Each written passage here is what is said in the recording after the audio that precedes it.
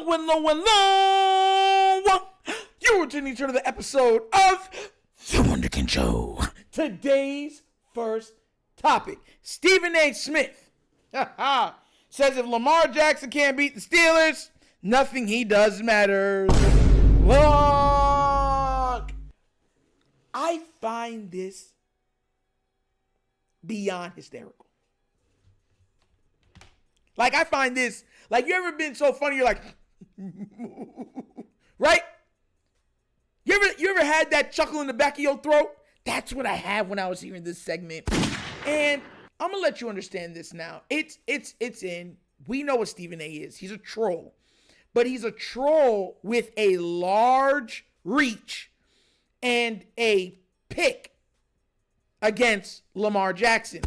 Now, look, I know a lot of people don't understand why, so I'm going to break down. Before I play the audio of this, I want you to understand why. Stephen A. Smith is a company guy. He's a company guy. He believes that you need to shut up. He's one of those guys, like when he says shut up, dribble, stuff like that. He believes in that. Like, you do whatever they ask you to do.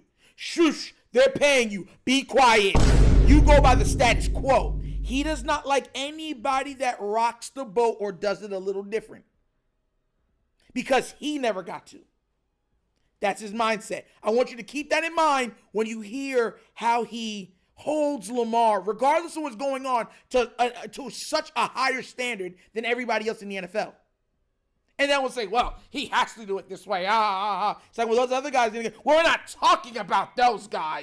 So that's how he gets. So what I'm going to do is I'm going to play the audio, and then we're going to break it down. All right, so without further ado, let's go see what Mr. Heads a Lot got to say this time around. The other thing is the Ravens, getting so close so many times, falling short in the playoffs. Of course, that is the ultimate metric, the one he probably cares the most about. You can't lose games and give up the chance to win the division because you need to make a deep playoff run. For the Ravens, this is not just about making the playoffs. Everybody knows that. It's not just about winning the AFC North. That's right. They need to be in position to make a deep playoff run, ideally with the number 2 seed. Well, when you say a deep playoff run, we need to be more specific. Damn it, the Super Bowl. Super Bowl. You got to get Super Bowl. I mean, enough's enough with the damn MVPs. And, his team texting me and stuff. You got this wrong. Dan Orlovsky is right. Stephen A. is Lamar all day, every day. Get to the damn Super Bowl, okay? That's where my focus lies. Lamar Jackson is 1-3 against the Steelers. He's 1-5 against the Chiefs. All of those games were against Patrick Mahomes.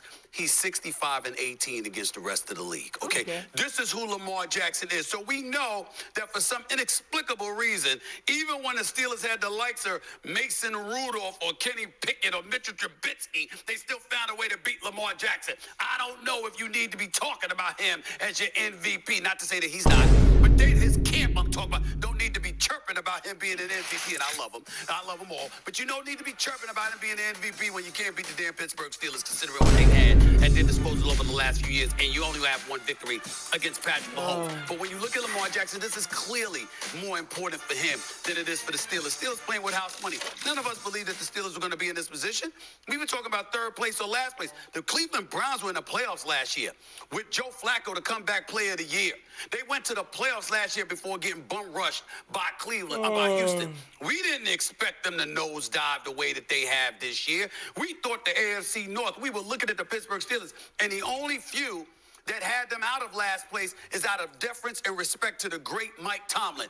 We didn't see a Pittsburgh Steelers offense and say to ourselves, yo, they're going to take the AFC North. So they're playing with house money. I'm guessing Lamar that's because you don't watch a lot of AFC North games, because in August, if I don't watch anything, I watch the Steelers. So here's the thing. Then you.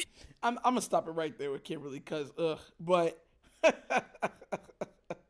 yeah, this man said, what's it called? He should be, if he can't be the Steelers, should be an MVP. Like, you have any idea how insane that sounds? Mind you, he's already beaten what's it called? Joe Burrow twice. He's beaten the guy that he wanted, Josh Allen, right? He blew him out. But if he can't beat the Steelers, if he beat the Steelers, if he loses against the Steelers, he should be the MVP. Well, mind you, the other guy that he thought should be up there threw 5 interceptions. 5.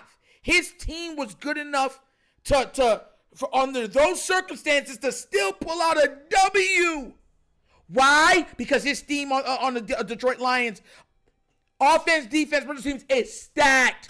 and they play good. Lamar, and this is what gets me with context. People don't ever place context into things, right? Never. That's why I have a problem with him. He'll just say something and be like, it's the truth. It's like, it's truth lacking context. Everything needs context. Everything.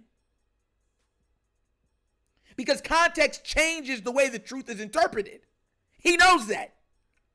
Like if someone told you, this guy lost the last 3 games, right? Or his team, let's say they said, the Baltimore Ravens ain't good, they lost their last 3 games. But then you'd be like, the context is all of their starters were hurt, quarterback was out, and the coach had to miss something because he was, had a, God forbid, a heart attack, whatever else like that, and he was out. So it was just a team, whatever, right? You'd be like, that makes sense why they lost the last 3 or 4 games, right?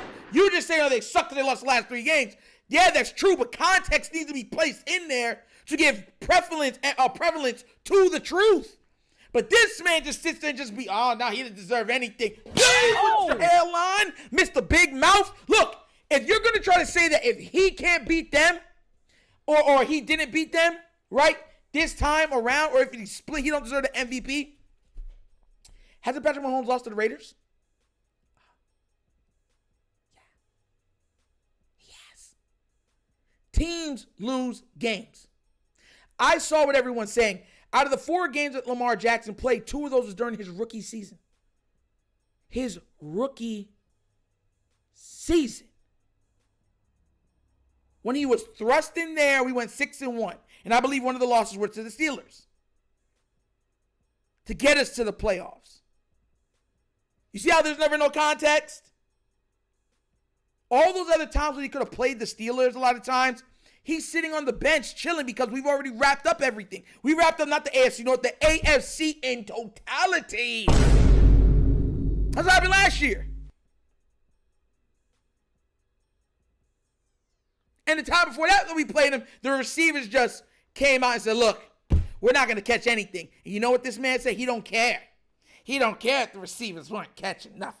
He don't care if they were dropping all his passes. He don't care if the defense was playing bad. Yeah, Lamar Jackson, you got to figure it out. That's why I hold every quarterback to that standard.